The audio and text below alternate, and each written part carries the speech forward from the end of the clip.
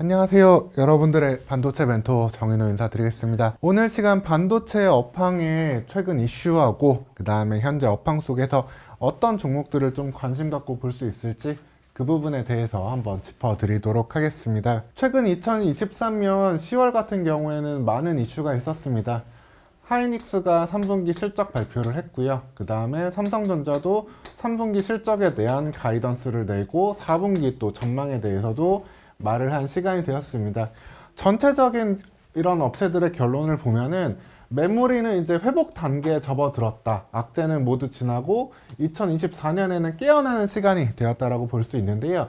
이걸 여기를 반증할 수 있는 게 계속해서 D램 가격의 회복과 서버용 D램 가격의 또 상승도 볼 수 있겠습니다. 최근 10월 30일 이후 발표된 메모리 가격 추이를 보면은 D램 가격이 0.6% 상승을 또 했고, 그 다음에 서버용 메모리 가격도 크게 상승세를 보이고 있는 걸 볼 수 있습니다.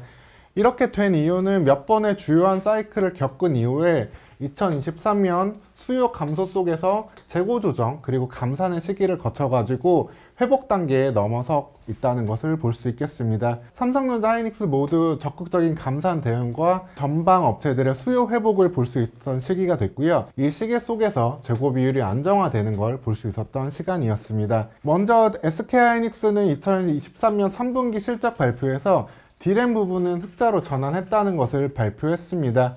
즉 D램 가격이 상승되고 안정되고 있는 가운데 HBM 판매가 호조를 보이고 있던 덕이었고요. 여기에 더해가지고 삼성전자도 4분기에 D램양 흑자를 기대해 볼 수 있는 부분을 볼 수 있겠습니다. 이렇게 되는 바탕은 이제 2024년에는 보다 안정된 시장 환경 속에서 업체들의 증설을 기대해 볼 수 있는 시기가 되겠습니다. 그리고 전방 업체들의 이러한 성장을 볼 때는 또 추가로 봐야 될 것이 실질적으로 그러면 어디에서 수요가 나올 것이냐, 그 부분을 봐야 되겠습니다. 과거 반도체 사이클은 올 때마다 특징이 있는데요. 2012년, 2015년 사이클에는 4G 인프라가 깔리고 스마트폰의 교체 수요가 크게 늘었습니다. 그리고 2016년에는 중국의 카펙스 서버 증설이 크게 있었고, 무엇보다 반도체 가격이 한번 폭등했던 시기, 삼성전자가 이제 300만 원을 넘어갔던 그 시기 같은 경우는 2022년 이제 코로나 이후 비대면 수요가 크게 증가하고 AI 서버용 데이터 증가를 겪으면서 메모리 가격이 크게 폭등을 했던 시기가 있었습니다. 그 이후에 이제 2023년까지가 쉬어가는 사이클이었는데, 이거를 돌릴 만한 이슈는 감산을 통한 재고 줄이는 일도 있지만 다시금 이러한 전방 수요 증가가 필수적으로 필요한 상황이 되겠습니다. 그 가운데 어떠한 일이 있느냐? AI 그리고 서버용 수요는 지속적으로 좀 투자가 될 수 있는 부분이 되겠습니다. 그렇기 때문에 그 가운데서 HBM과 DDR5의 전환 수요는 지속적으로 늘어날 수밖에 없다고 볼 수 있고요. 주요 반도체 업체들의 해당 카펙스 투자 확대를 기대해 볼 수 있겠습니다. 그러한 상황 속에서 다른 기업들보다 삼성전자, 하이닉스도 지속적으로 봐야겠지만 장비 기업들에 대한 수요가 가파르게 늘어날 수 있는 만큼 장비 기업들에 대한 선제적인 관심을 갖는 게 필요하겠습니다. 그러면 앞서서 이제 전방 산업의 실질적인 수요 증가가 정말로 중요하다고 말씀을 드렸는데요.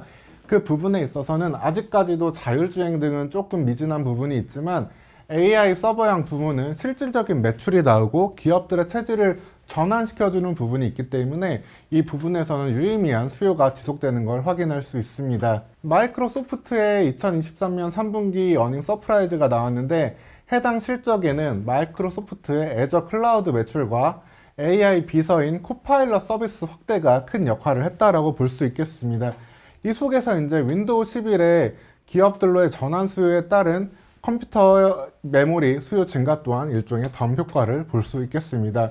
이러한 MS 마이크로소프트의 실적 이슈는 다른 경쟁사인 구글, 알파벳 그리고 메타 등에도 영향을 계속 줄 수밖에 없고요. 해당 기업들의 투자 수요에도 큰 영향을 주고 있는 모습입니다. 여기에 더해가지고 아마존 그리고 머스크까지도 AI 사업에 대해서 현재 투자를 진행하고 있는 모습이 있기 때문에 이에 관련된 또 GPU 기업들의 투자가 바로 연결된다라고 볼 수 있겠습니다. 엔비디아, AMD 등 GPU 기업들이 HBM 주문을 지금 늘리면서 2024년도 HBM 생산량은 예약 주문된 것으로 다 볼 수 있고, 이에 대해서 추가적인 증설이 필요한 상황이 되겠습니다.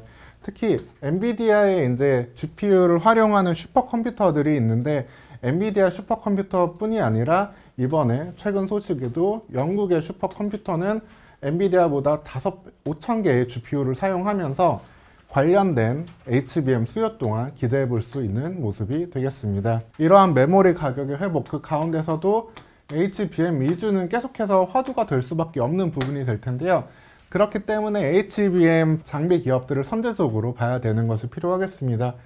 SK 하이닉스 향 그리고 삼성전자 향으로도 구분할 수 있겠지만 전체적으로 봤을 때 큰 기업들 3개를 한번 오늘 포인트만 잡아드리도록 하겠습니다. 먼저 STI 같은 경우는 견조한 CCS 매출을 기본 바탕으로 하면서 플럭스리스 리플로우 장비를 통해 가지고 추가적인 HBM 매출을 기대할 수 있겠습니다. 기존의 리플로우 장비들이 HBM용으로 사용하는데 한계가 있는데 플럭스리스는 이 플럭스를 사용하지 않음으로써 오염을 줄이고 챔버 내부 상태를 최적으로 유지시킬 수 있는 HBM 수율을 올려줄 수 있는 장비라고 보시면 되겠습니다. 그리고 다음으로 볼만한 기업은 이오테크닉스가 되겠습니다.